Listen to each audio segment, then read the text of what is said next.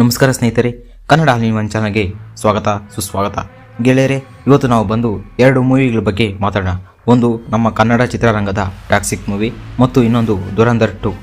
ಇವೆರಡು high expectation ಇದರಿಂದ ಬರ್ತಾ ಇರೋ ಮೂವಿಗಳು ಸಮೇತ. ಫಸ್ಟ್ ನಮ್ಮ ಕನ್ನಡ ಮೂವಿಯಾದ ಟಾಕ್ಸಿಕ್ ಬಗ್ಗೆ ಮಾತಾಡೋಣ.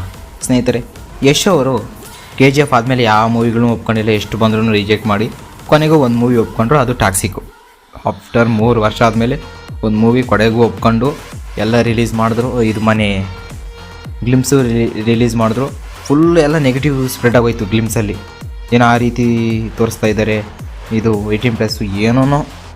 ಆದರೆ ಎಲ್ಲರೂ ಎಲ್ಲ ತಾಳ್ಮೆಯಿಂದ ಇದ್ದರು. ಎಲ್ಲರೂ ಕನ್ನಡ ಚಿತ್ರದಲ್ಲಿ ಇಂಥ ಮೂವಿಗಳು ಬರ್ತೈತಾ, ಫ್ಯಾಮಿಲಿ ಜೊತೆ ಎಷ್ಟೋರಿಗೆ ಎಷ್ಟೋ ಜನ ಫ್ಯಾಮಿಲಿ ಆಡಿಯನ್ಸ್ ನೋಡ್ತಾರೆ ಎಷ್ಟು ಫಿಲಮ್ಗಳು. ಆದರೆ ಈ ಥರ ತೆಗೆದರೆ ಯಾರು ಹೋಗ್ತಾರೆ? ಎಲ್ಲ ಇದು ನಾವು ಅರ್ಥ ಮಾಡ್ಕೊಬೇಕು. ಇದು ಕನ್ನಡ ರಂಗದ ಚಿತ್ರ ಮಾತ್ರ ಅಲ್ಲ, ಇದು ಫುಲ್ ಇಂಡಿಯಾ ಫುಲ್ಲು ತೆಗೆದಿರೋ ಮೂವಿ. ಇದು ಎಲ್ಲ 5 ಲ್ಯಾಂಗ್ವೇಜಲ್ಲಿ ತೆಗೆದಿರೋ ಮೂವಿ.